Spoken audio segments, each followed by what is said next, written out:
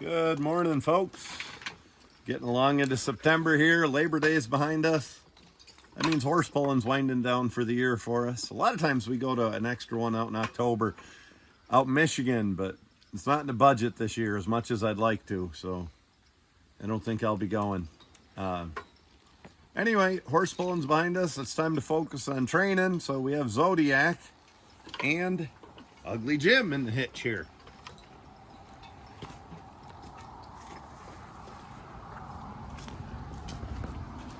Per usual, we're running the D-ring harnesses. Boy, that's close, isn't it? We're gonna have to watch from in front, Nick, and make sure that's not banging into his chest when he pulls. I'm going to make an adjustment on the harness here.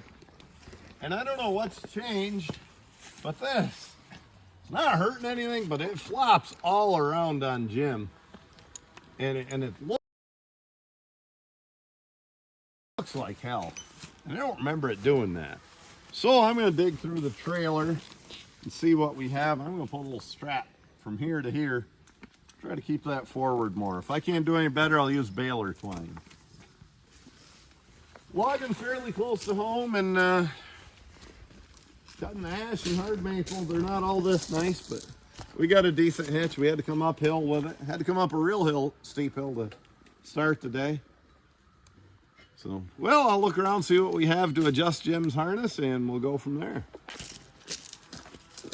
Well, I didn't find much without tearing other stuff apart, but I got a couple of blue ropes. I think we might have won them for a best appearing team or something. And we're going to use these until we get some better straps. Which we have lots of at home. You know what I could use, Nick? Hey, we got what we need. So we don't need these. These are kind of a lazy strap between the hame and this. The hame and the side strap. We've been using these double-ended snaps. They work excellent and they help you get hitched. So, I don't know. Let's see, maybe we can use that. While I'm doing this, I'm going to talk, because that's what I do, is talk.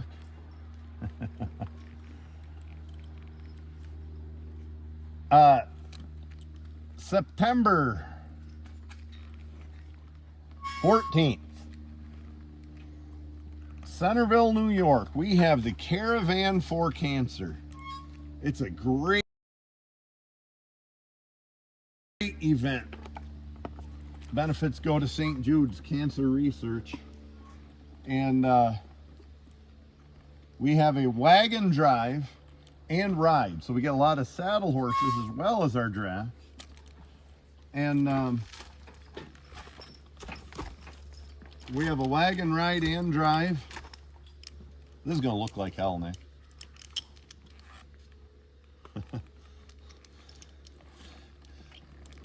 Afterwards, we have a fun horse pull, no payouts.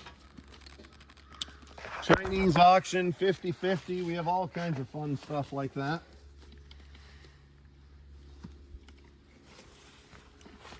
At the Centerville Fire Hall, Centerville, New York. Even if you got to drive a little bit, it's worth it. It is a fun time. Great people. Scott Armisen helps put this event on. A lot of people put a lot of work into it. Just a fun event. Beautiful country. It's always a beautiful wagon ride through the country out there.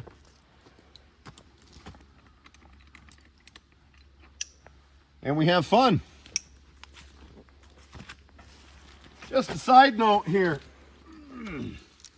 On these ropes.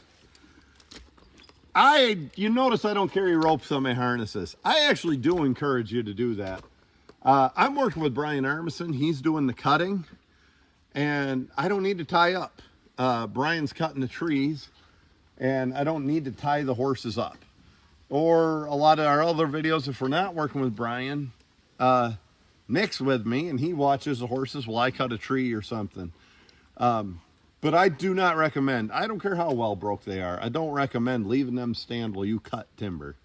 You know, it's one thing if I'm going to go back there and cut those logs up or something, but you're gone for a while when you drop a couple trees, and I recommend making this a little looser, but I recommend having some ropes. And as far as that goes, I don't love halters under the bridles, and I try not to do it, but I'm going to tell you, it's probably a good idea, especially if you're tying up. I get all the reasons why it's a good idea. How's that? So, I'm not hard and fast on everything. There's some rules I try to be, but I try to be flexible and understanding the rules. Seems all right.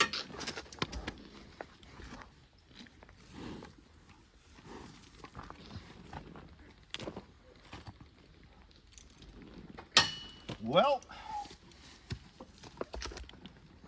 not the first time I've done this. Here's something else that's probably not recommended in the safety manual.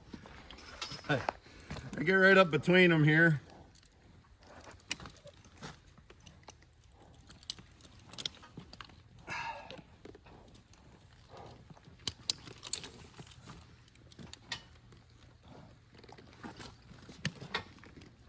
Push Zodiac back and Jim ahead. Back.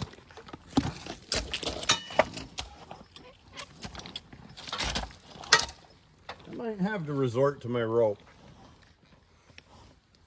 I've got one more snap I can get. Yeah, I've had to work on harnesses and different things up here before, and then I stand here on the tongue. Well, I do it. I don't know. I also make sure Nick's not far away. Remember that one time, Nick, when I was a stuntman? And, oh, quit shaking your head. No, I was a stuntman, and I was in that movie where the 6-horse hitch on the carriage ran away, and I jumped off, and I ran out here on the tongue because the bridle fell off, and I stopped them. Yeah, no, I did, remember? That's always an impressive trick in the movie. Probably not as an impressive trick when a middle-aged logger ends up on his ass and getting run over and stuff when he's trying to do stuff he shouldn't. I'll be right there.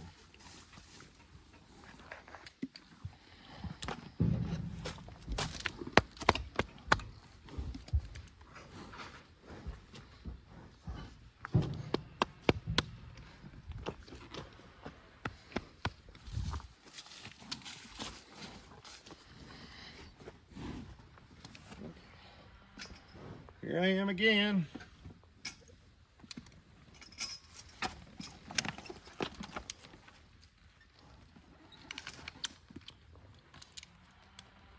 That looks like hell, but I think it's going to do the job for us for a while today.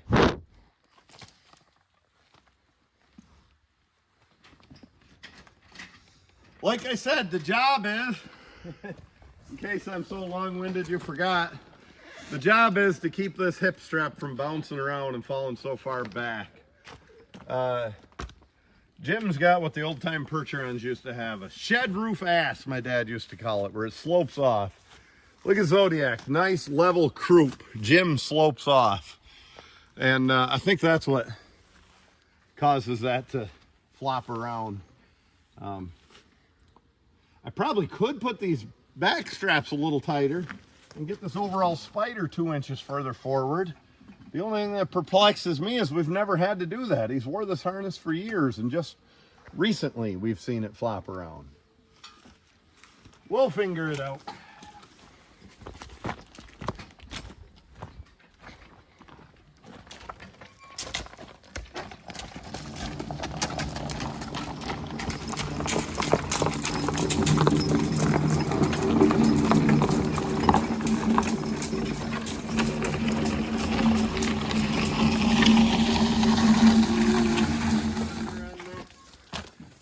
Looks good on my end.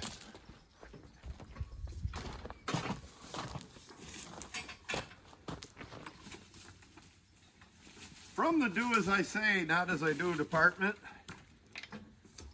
I'm gonna break a lot of my own rules. I'm gonna cut this without any earmuffs, which I hate. I mean, I love earmuffs. I hate cutting without them. No chaps. And I don't think the saw is all that sharp. But we're not really cutting timber today. All right, there's the excuse. I said I'm not cutting timber today. I'm just going to cut up a few hitches. But that's when it happens.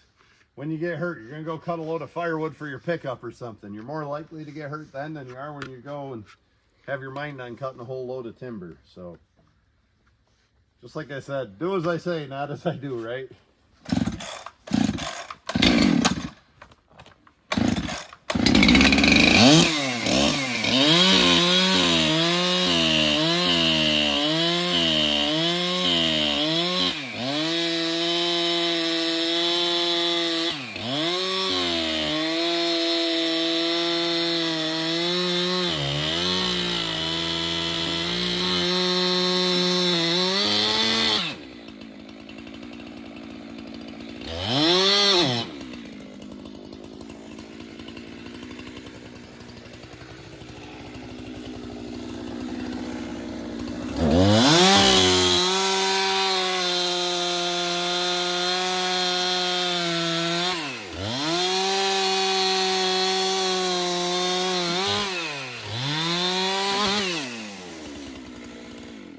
What's the rule number one I taught you when you first day logging?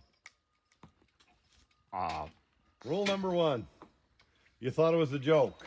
Never smash the chainsaw. Never put it where it's going to get smashed.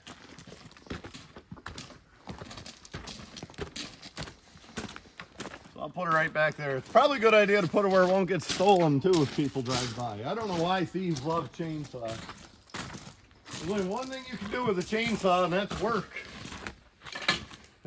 I'd steal something a hell of a lot more fun. A boat.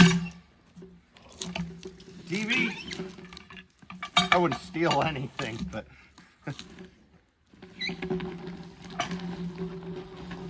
but I guess I could understand. Whoa. Whoa, whoa. Oh, I thought. Whoa. I'm talking to the log. Whoa. So again, from the do as I say, not as I do department. Breaking one of my own rules up here.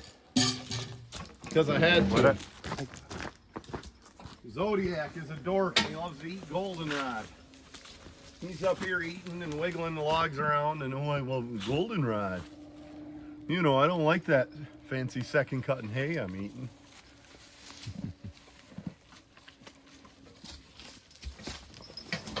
Woo. Here's the solution. Gee. Ooh. Oh. Turn them off sideways.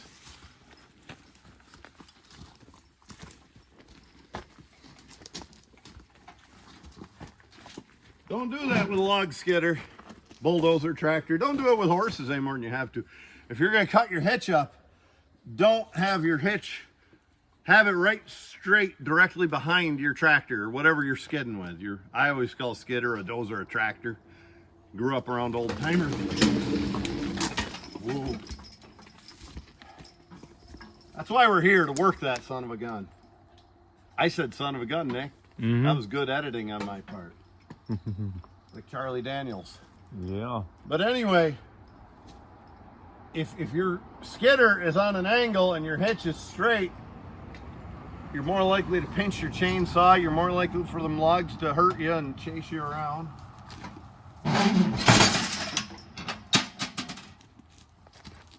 So you saw that colt take off.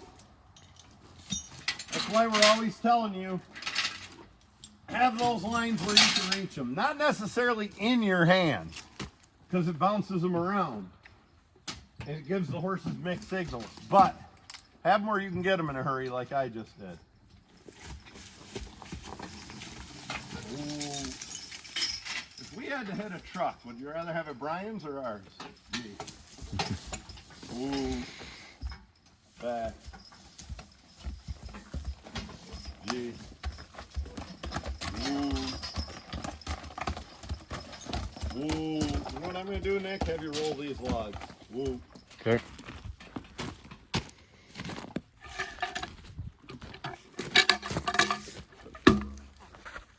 Well, we rolled those logs out of the way. Now it's an easier swing. And I'm not gonna put the tongue of my cart into the side of the truck or trailer. Whoa. For you folks, keep count at home. Get your fingers out so you can count on your fingers. These are the rules from the do as I say, not as I do department that we're breaking today. Don't let your horses stand where they can eat, which I didn't have a choice on that one. I was cutting without earmuffs and a face shield. I wasn't wearing chaps. I was facing the horses toward the landing, not into the woods. That's about it, right? Sounds about right. Breaking more laws? Breaking the law. Well, I was standing up in here too.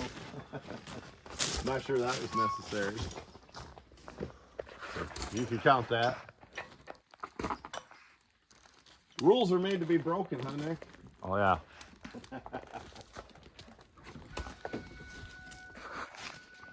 That's what guys say when they're in the hospital, probably.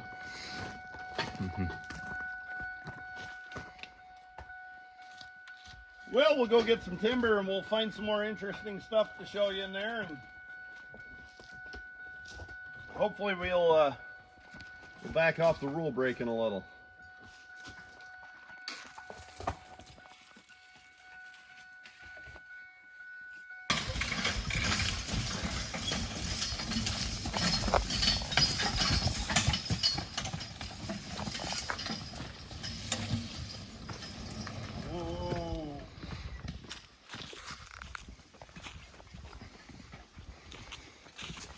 Well, we got a log. Now,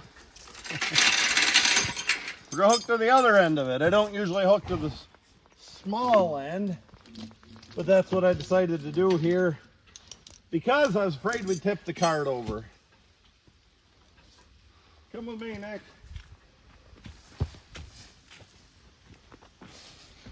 I should have filmed earlier and showed you what was going on, but I didn't. So the tree was felled down the hill, the only way you could fall that tree. And I hooked to the butt with 2 chokers. That's what made the difference. Pulled ahead a little bit, turned, I went right out that road and down the hill. Didn't even pull them hard. That isn't even a good pulling team. The other plan that I chose not to do would have been to back the horses around here. Maybe stand over by the saw. Right up there. So to back them in here, park them up by that chainsaw, hook to the top end with a long chain. Now I didn't like that because look here, this is pretty steep. And I've been around enough. When you start moving a log sideways, I don't give a shit how long your chain is, it's gonna start rolling and going down that hill and hook to the other end of that cart. I just don't like it. So instead I chose to do it the way I did and it worked well.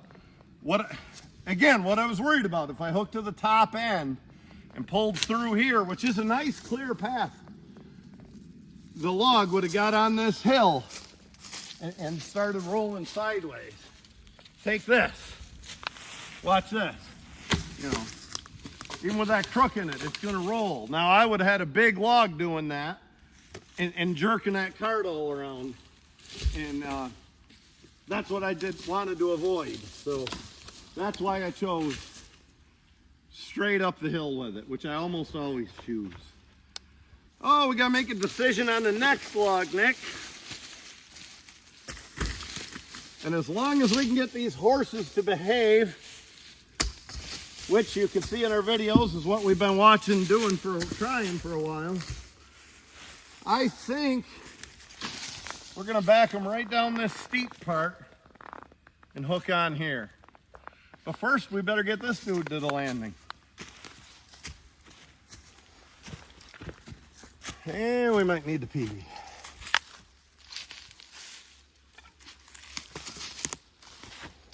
So yeah, we came up through here. Well, you just saw that.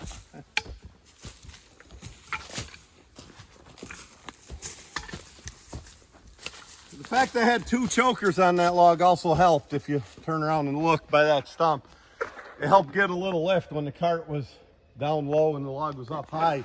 It didn't just pull the nose of it down in.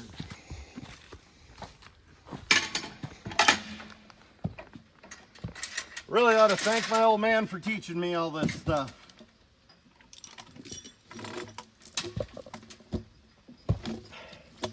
He knew what was up. He didn't teach like I did. I'm a little flexible. My dad was rigid. He only taught one way. Kind of like Les Barden was that way.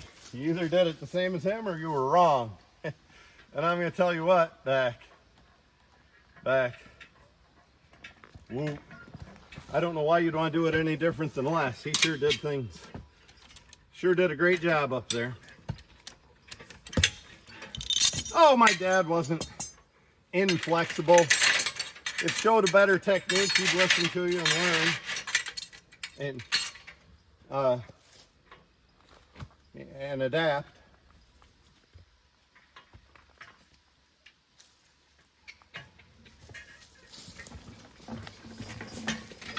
Whoa, that's a fair-sized stick there. That's a logger term, a fair-sized stick. We are probably going to go around it. I can't straddle it. For one, even if the horses could straddle it, I don't want to risk injuring them. The support arches here would catch. So we're going to turn around, go around it, and then back up. A little extra monkeying around to hook to one end, unhook, and then hook to the other, but I felt like that's what needed done in this case.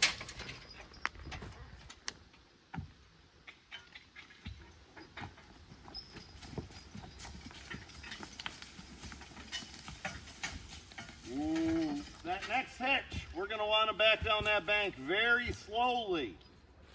With that in mind, this is the place to teach them that. If they get away with ramming back here, they'll get away with it there. Ooh, they just did a beautiful job backing up there, and they stood while we hooked chokers. I had Nick hurry around, but shit, we could have ate our lunch while they stood there. But you want to be prepared for the worst, you know, when you're in a situation. Back. Ooh.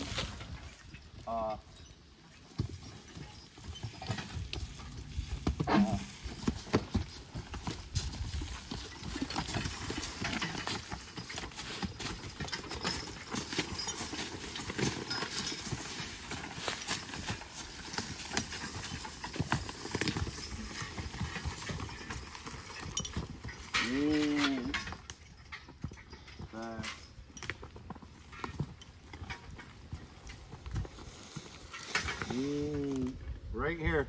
It's not very steep here, unless you're hauling 400 feet. But still, it's a good place to get them over that ramming back stuff.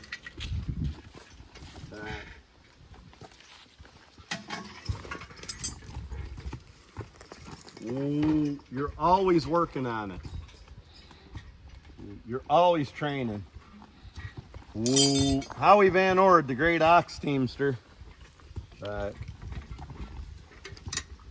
Ooh, Howard used to say, that'll work, man. Ooh, if your oxen can see you or hear you, you're training them. That'll work.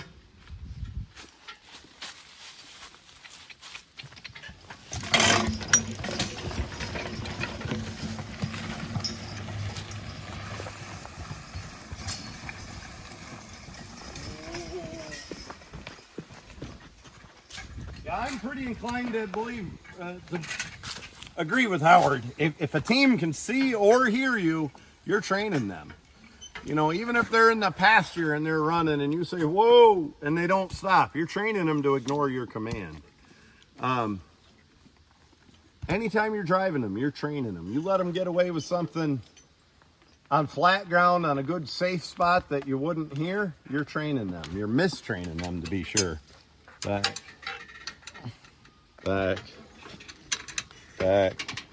Woo, hold on, Nick.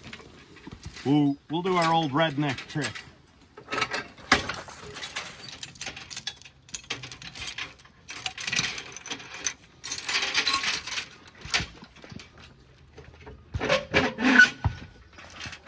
Rusty Wallace used to run the redneck racing setup on his car once in a while on short tracks. You know what that was? What was that?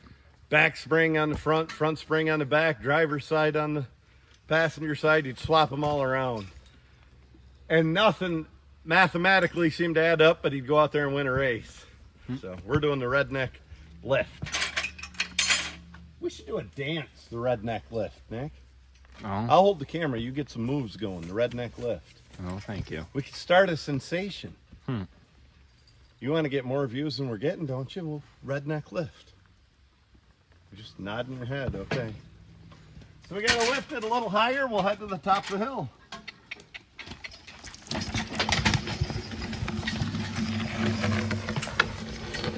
I'll be back, Nick. Yeah.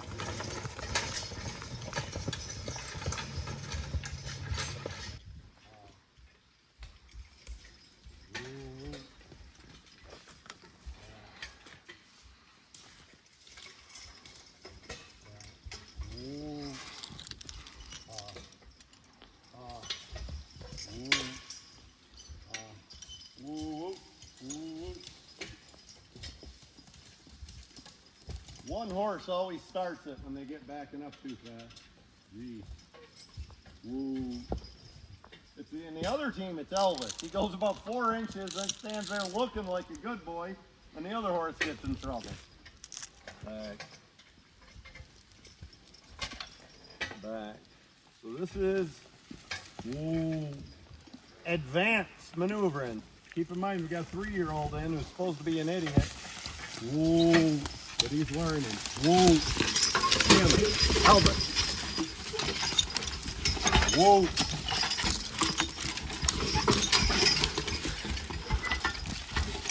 Whoa. Whoa. Whoa. Whoa. Whoa. Hurry up. Am I hooked? Yep.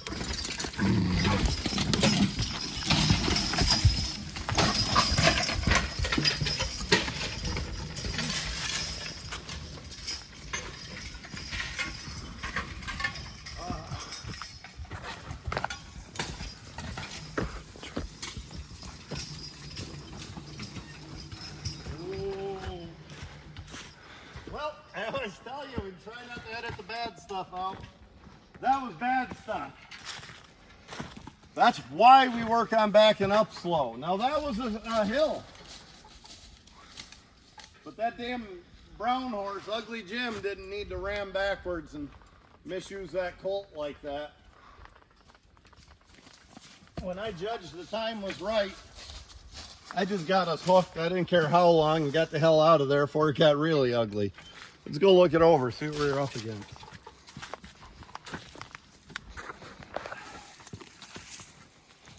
I really didn't expect that. I mean, to be honest with you, if I expected that, we wouldn't have started the camera. So you stay there. Yeah, I mean, they just weren't comfortable standing like this, I guess. I don't know. And it was Jim more than it was the 3-year-old. It's kind of funny. Here I'm bragging about the 3-year-old, and then 1 second later we're ramming back and being dangerous. I never felt scared. I felt like I wanted to get it the hell done, but not scared. The reason is you don't get in much trouble going straight up and straight down hills. You get in trouble going sideways of the hills. They must have done a little pulling, Nick. Look here. Look at these divots. They must dug their toe corks in, huh? Oh, yeah. Well, we'll get that to the landing and try another dude. Got a hitch of ash here, a double. We got Nick coming on down the hill. He walked on down the hill, yeah. And he came to a log. Well, that's steeper than it looks.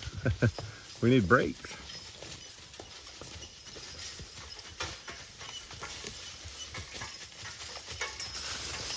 You're gonna come right down here, Nick, swing around and hitch him. So walk right up toward me when you do.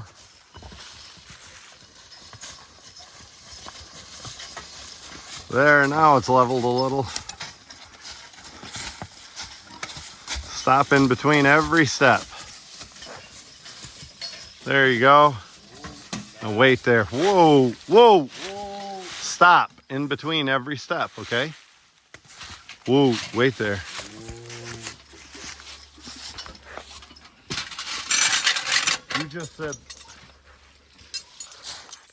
You said whoa and immediately backed him. Give him a good second between every step. Make him stand. Kind of like when you get on a saddle horse, you get on, then you make him stand there a minute before you go. That way he doesn't take off. All right, got a nice double here, good size log. Nick's gonna swing him and get us hitch him.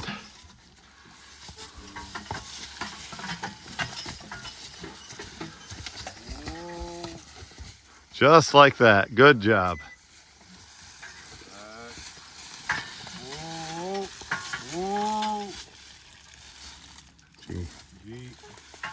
Stop, G. Stop. Whoop, you're good, you're good. Okay. Whoa, perfection, Nick. If you make that black, whatever color he is, stand up. Pull ahead just a squirt. Stop up. Okay. Here, you hold the phone. Whoa. Ah. Whoa.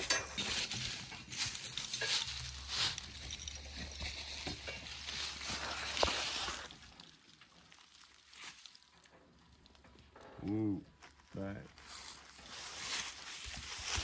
Woo. Whoa. Whoa. Back. Whoa. Whoa. You want to get ahead of me for a little bit? I want to watch that front jockey yoke on Zodiac and see if it's banging into his chest.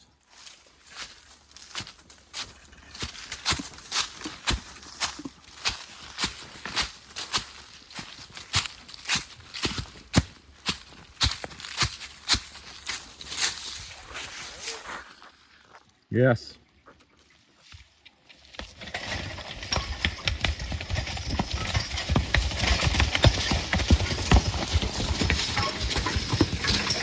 Ooh.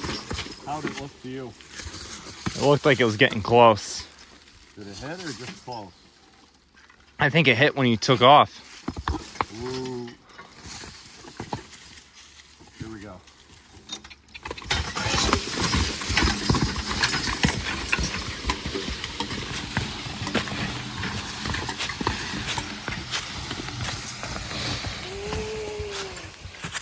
Man, this isn't just a steep hill, this is a long hill.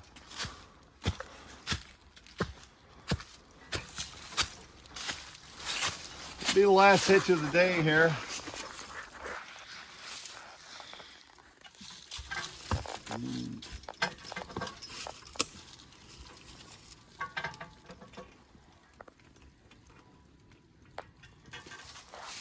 Guess I'll take him a ways.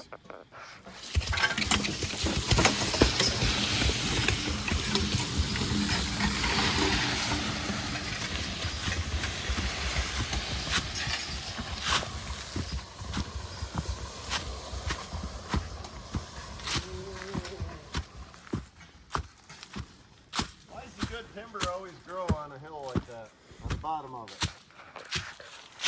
Because nobody else wanted to cut it before. Tell you what, that's steep with a skidder, steep with horses, steep with anything. Cameras never show the perspective of how steep things are. Woo. Nick could hold the camera on an angle and fool you. Yeah, one more hitch and we'll have it up on better ground. We'll get this to landing and call it a day.